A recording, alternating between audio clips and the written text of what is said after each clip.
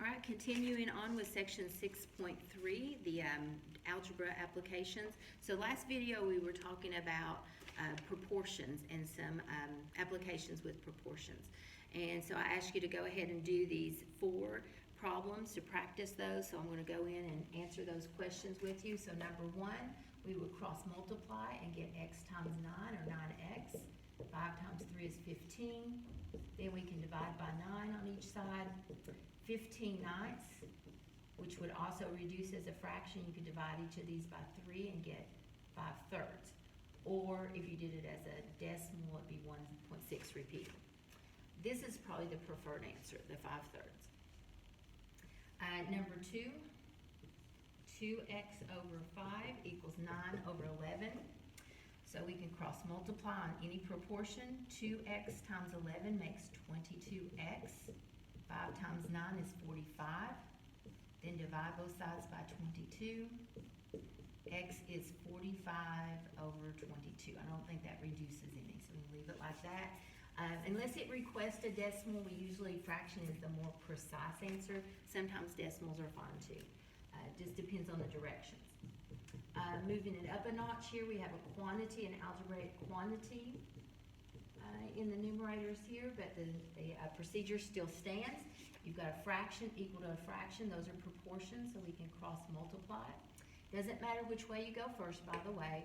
I'm going to do 8 times the x plus 2 equals 5 times the x plus 5. And then distribute and solve. You're distributing the 8, distributing the 5. All right, and we saw this in, I guess it was 6.1, where we practiced solving these type of equations. We've got to then get your variables on the same side. So this 5x, I'm going to bring across the line, make it minus 5x. And then the 16 needs to go to the other side. These are positive, so we'll make it negative 16. Then combining these like terms, that's 3x, that's gone, so bring down your equal sign. And 25 minus 16 is 9. The last step is dividing by 3 that's on the variable. That's a times 3, so divide is the opposite. Divide to both sides to keep the balance, and the answer is 3. On all these equations, you should be able to go back in, check. Is 3 plus 2 over 5 equal to 3 plus 5 over 8? You can check those do reduce to the same values. Okay, and lastly, number 4, another one like that.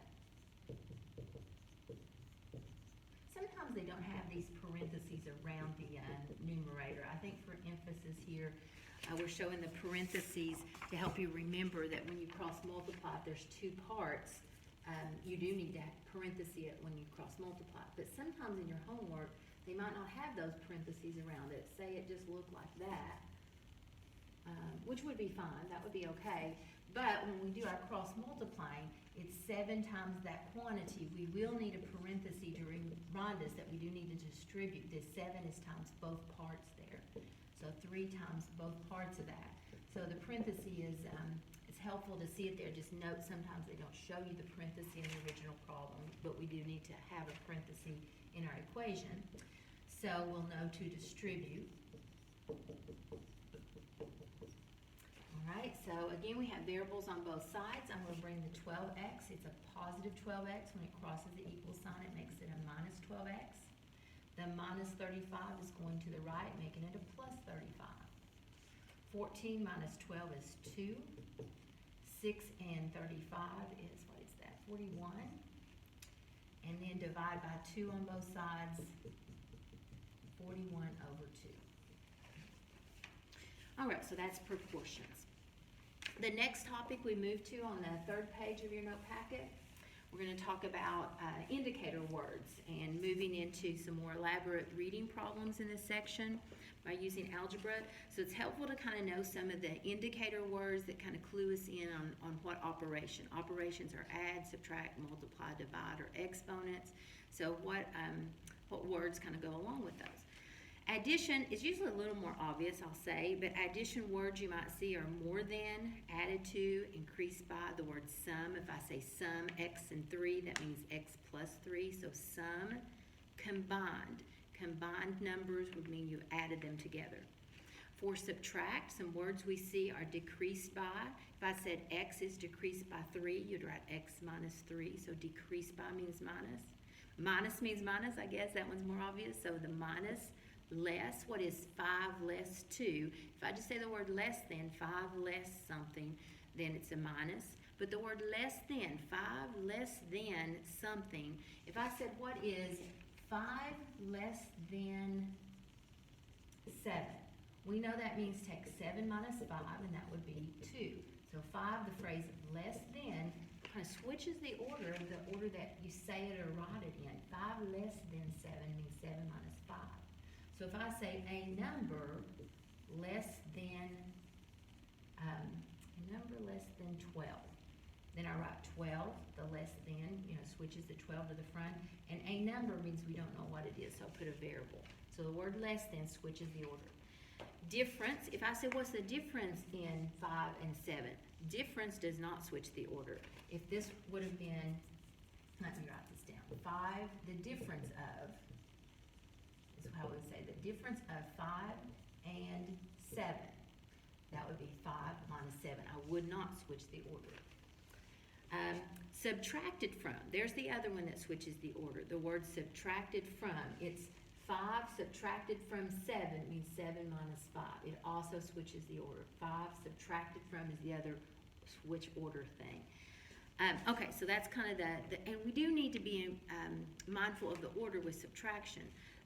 For subtraction, if you do it in the wrong order, you get a different sign for the answer, so it'd be incorrect. With multiply and add, it just doesn't matter what the order is, so either order would have been fine, but with subtraction, and then also with division, they have to be in the correct order or it'll mess it up.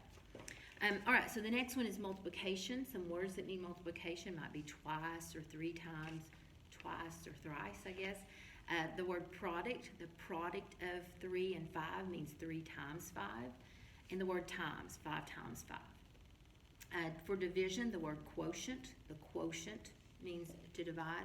Per, if I said it's $7 per, if you use the word per, it's going to mean to divide. You can think of a good example there, but and then divided by.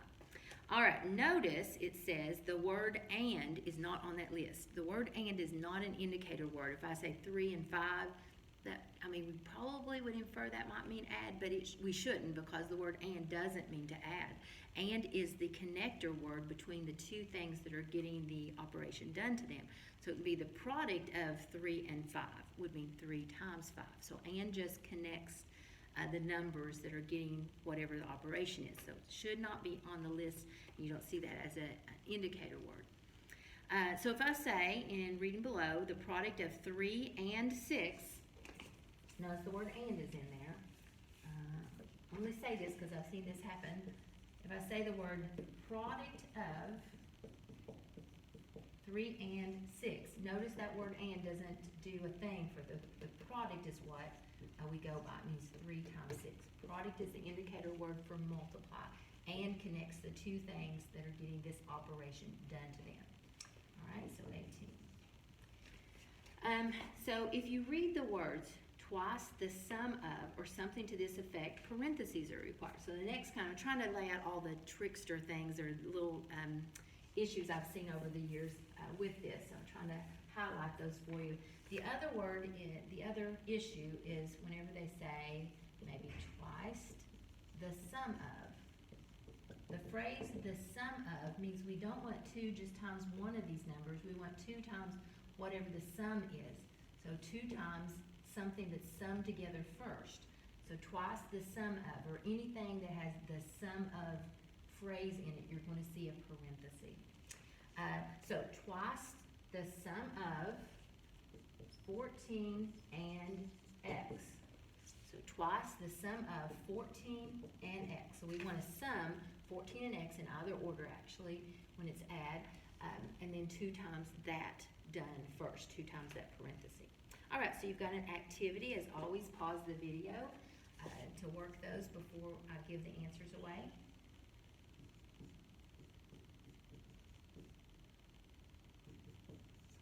So for number 5, you could debate whether the 5 needs to be in front. From the reading, it kind of sounds like it should be. It says, how did it say it? The product of 4 and negative 3 is added to 5. So it sounds like it's added on after you write 5. But like I said, with the add and the multiply, the order is not critical. So either one of these, and whether you put parentheses around these or put a little dot between them, that's also per your design. Either way is okay. The product of 11 and negative 4, so those are multiplied, and then it says subtracted from. Subtracted from means this is going to switch the order. That's in back of whatever else is said. So the 5 subtract 11 times negative 4. All right, number 7. The difference between does not switch the order. So the difference between negative 8, so we're differencing negative 8 and the product of, I better parenthesis this, negative 7 and 4. It's kind of optional whether you use a parenthesis on multiply or just a dot, but if you have a double negative, sometimes they kind of look funny, run into each other. So I'd probably put a parenthesis around that. All right, but again, the main thing was to know difference did not switch the order. It said the difference between negative 8 and we're differencing it with this product of negative 7 times 4. Okay, last one here, number 8 of this set. 3/10. 3/10, the word of. Oh, I don't think that was on your list. I'll have to add that. The word of means times. That would be another way of saying times. I should have written that in your little list. But 3/10 of the difference between 50 and negative 10. So I might need a parenthesis around that. I just said a double negative. Sometimes you want to parenthesis one of them so they don't run together or kind of make one lower or one higher. But it's difference between, so difference means there's a subtract, and it was difference between 50 and negative 10. Don't change the order with the word difference, right? And then that's all subtracted from, so then that, oh, this one's really a mess. Then that's all subtracted from 100. So ultimately it should be 100 minus 3/10 times 50 subtract negative 10. And then we'd use our order of our operation, we could solve that. All right, moving on, we add the equal sign between it. So these are just phrases, algebraic expressions or phrases. No, solving this, if it's only got numbers in it though, we could use our arithmetic, but the ones with variables, need an equal sign if they're going to be solvable. So moving on, the next one tells us the equal sign is usually where the verb is. Usually like the word is or equals means you put the equal sign. So notice on number 9, 6 is, there's the equal sign. 6 is 10 less than twice a number. So we would decipher that as 6 is our equal sign. 10 less than, that's the order that switches. 10 less than, so it puts the 10 behind, twice a number, so it's 2x. And then we could solve if requested. Okay, number 10, a number is decreased by, so we've got a number, x, decrease it by 4. The result is, there's my equal sign, 2 times or twice the original. Number 11, a number, that just means put a variable like x, increased by is plus 5, is, there's the equal sign, 3 less than, there's that switcher, 3 less than, so put the 3 behind, 3 less than twice the number, 2x.